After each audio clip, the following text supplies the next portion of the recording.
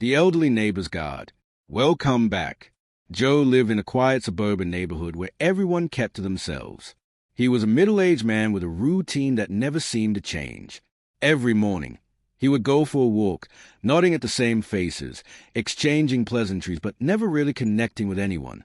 His neighbor, Mrs. Harper, was a woman in her 80s, a widow who lived alone in a charming, albeit overgrown, house at the end of the block. One summer, Joe noticed that the old woman's front yard had gotten out of control. The once beautiful garden was now overrun with weeds, and the roses she loved were hidden beneath tall grass. He knew she had always taken great pride in her flowers, so he decided to do something about it. Without telling her, Joe took a Saturday morning to clean up her yard. He trimmed the bushes, pulled the weeds, and watered the plants. By the time Mrs. Harper returned home that afternoon, the front yard looked like it had been freshly tended to. When Mrs. Harper saw the transformation, she stood frozen for a moment, her eyes scanning the pristine yard.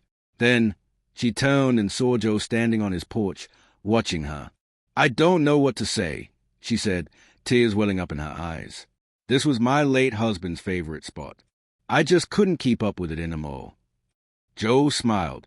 "I thought you'd like it. Your garden deserves to be beautiful."